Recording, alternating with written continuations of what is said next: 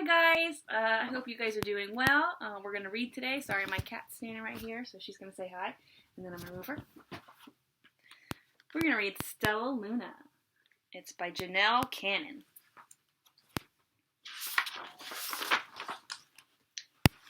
In a warm and sultry forest far, far away, there once lived a mother fruit bat and her new baby. Oh, how Mother Bat loved her soft, tiny baby. "I'll name you StellaLuna," she crooned. Each night, Mother Bat would carry StellaLuna clutched to her breast as she flew out to search for food.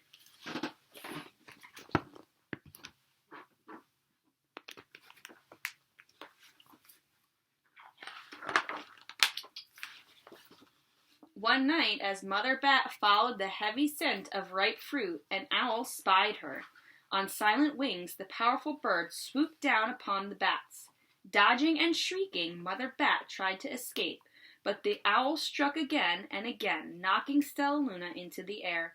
Her baby wings were as limp and useless as wet paper. Down, down she went, faster and faster into the forest below.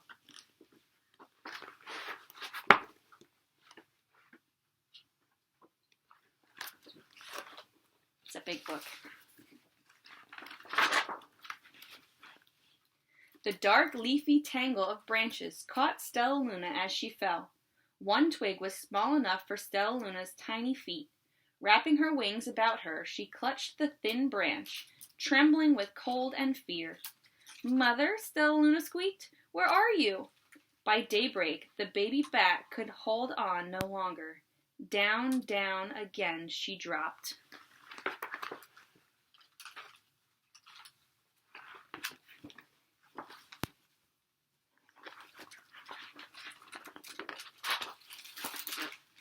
Flump! StellaLuna landed headfirst into a soft, downy nest, startling the 3 baby birds who lived there. StellaLuna quickly clambered from the nest and hung out of sight below it.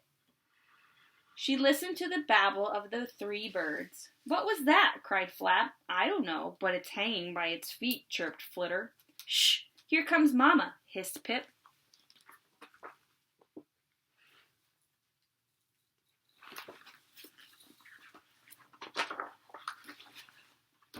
Many, many times that day, Mama Bird flew away, always returning with food for her babies. StellaLuna was terribly hungry, but not for that crawly things that Mama Bird brought. Finally, though, the little bat couldn't bear it no longer. She climbed into the nest, closed her eyes, and opened up her mouth. Plop! In dropped a big, green grasshopper. Ugh!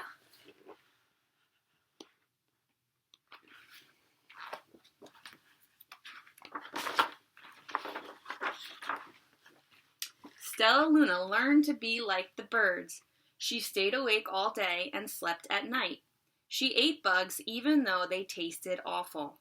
Her bat ways were quickly disappearing, except for one thing. StellaLuna still liked to sleep hanging by her feet. Once when Mama was away, the curious baby birds decided to try it too. When Mama Bird came home, she saw 8 tiny feet gripping the edge of the nest. "Eek!" she cried. "Get back up here this instant! You're going to fall and break your necks!"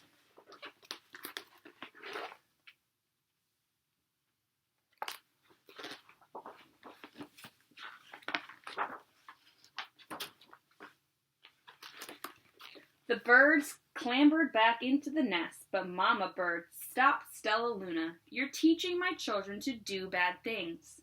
I will not let you back into this nest unless you promise to obey all the rules of this house."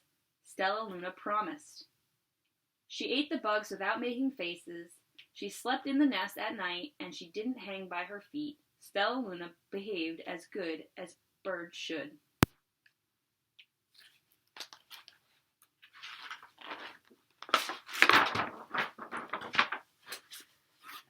All the babies grew quickly. Soon the nest became crowded, and Mama Bird told them it was time to learn to fly. One by one, Pip, Flitter, Flap, and StellaLuna jumped from the nest. Their wings worked. "I'm just like them," thought StellaLuna. "I can fly too."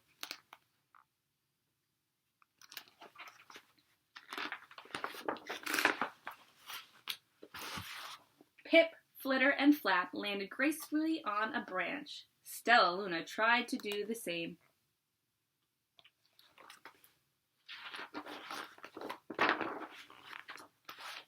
How embarrassing.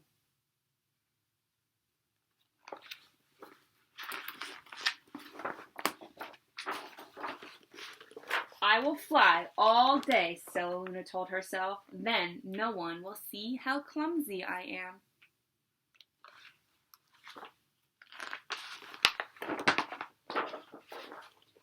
The next day, Pip, Flitter, Flap, and StellaLuna went flying far from home. They flew for hours, exercising their new wings. The sun is setting, warned Flitter.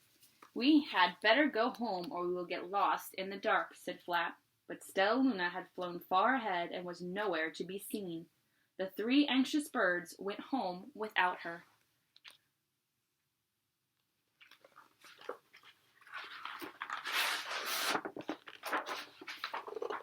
All alone, StellaLuna flew and flew until her wings ached and she dropped into a tree. I promised not to hang by my feet, StellaLuna sighed. So she hung by her thumbs and she soon fell asleep. She didn't hear the soft sound of wings coming near.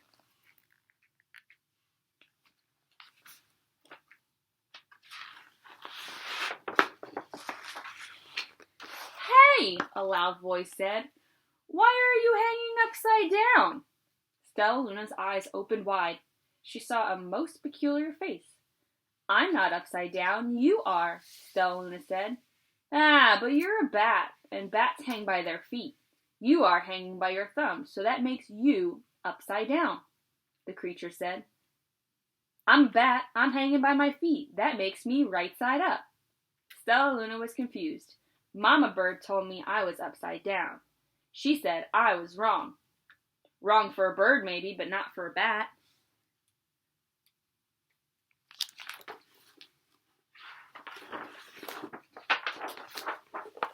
More bats gathered around to see the strange young bat who behaved like a bird.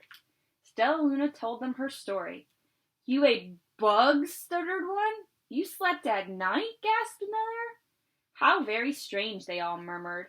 Wait, let me look at this child. A bat pushed through the crowd. An owl attacked you? She asked. Sniffing StellaLuna's fur, she whispered, You are StellaLuna. You are my baby.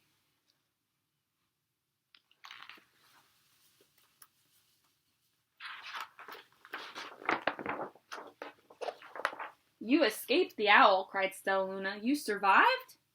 Yes, said Mother Bat, as she wrapped her wings around StellaLuna. Come with me, and I will show you where to find the most delicious fruit. You'll never have to eat another bug as long as you live.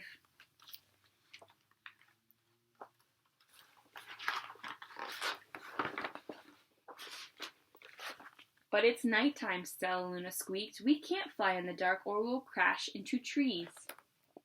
We're bats, said Mother Bat. We can see in darkness. Come with us. StellaLuna was afraid, but she let go of the tree and dropped into the deep blue sky. StellaLuna could see. She felt as though the rays of light shone from her eyes. She was able to see everything in her path.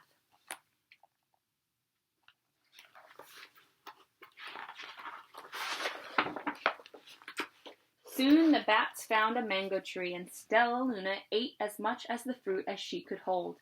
I'll never eat another bug as long as I live, cheered StellaLuna as she stuffed herself full. I must tell Pip, Flitter, and Flap.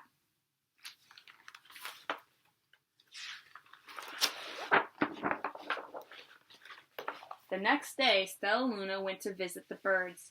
Come with me and meet my bat family, said StellaLuna. Okay, let's go, agreed Pip. They hung by their feet, and they flew at night, and they eat the best food in the world, StellaLuna explained to the birds on the way. As the birds flew among the bats, Flap said, I feel upside down here. So the birds hung by their feet. Wait until dark, StellaLuna said excitedly. We will fly at night.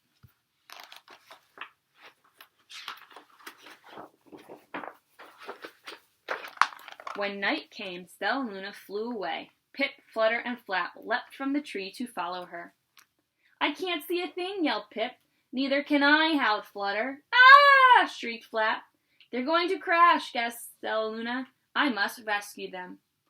StellaLuna swooped about, grabbing her friends in the air. She lifted them to a tree, and the birds grasped a branch. StellaLuna hung from the limb above them.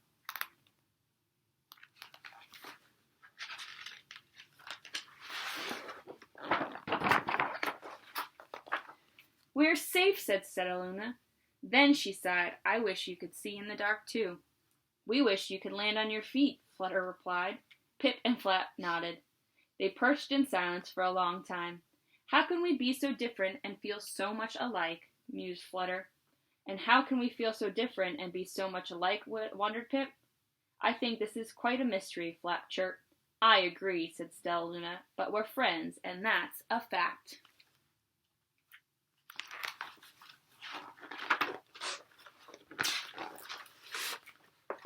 So this page gets to tell you all about bats. It says one of the early 4,000 species of mammals on Earth, almost 1/4 are bats. The only mammals capable of powered flight. The scientific name for bats is Chiroptera, or the hand wing, because the skeleton that supports the wing is composed of the animal's elongated finger bones. So they have fingers like us. The majority of bats are classified as Microchiroptera, or the small hand wing. Nearly 800 varieties fill special niches in each climate around the world except the polar zones. The polar zones are the cold places. The lifestyles and food preferences of Microchiroptera vary widely. Many eat insects while others catch fish, amphibians, and reptiles. Finally, there is the most famous vampire, of which there are only 3 species, ranging from Mexico to Argentina. The vampire's victims are mostly domestic cattle and native mammals and birds. The other 170 or so species of bats are the fruit bats, otherwise known as the Megachiroptera, or large hand wing. As their name implies, these are the largest bats, that some types boasting wingspans of 6 feet. It's almost as tall as Mr. Coladarcy. Fruit bats generally have long muzzles, large eyes, pointy ears, and furry bodies, which is why they are often called flying foxes. Unlike the Microchiroptera, who travel by echolocation is when they use their ears, fruit bats depend on their keen vision and sense of smell to navigate. They live in tropical and subtropical climates that provide year-round supplies of their favorite fruit, flowers, and nectar. Some fruit bats, as they forage for nectar, are responsible for pollination of many types of night-blooming trees and plants. So pollination is when you take the pollen from a plant and bring it to another one so more plants grow. Others eat whole fruits, seeds and all, and distribute the seeds over the forest floor in their droppings, or their poop. Regeneration of tropical forests depend greatly on bats. Super cool. So that was StellaLuna.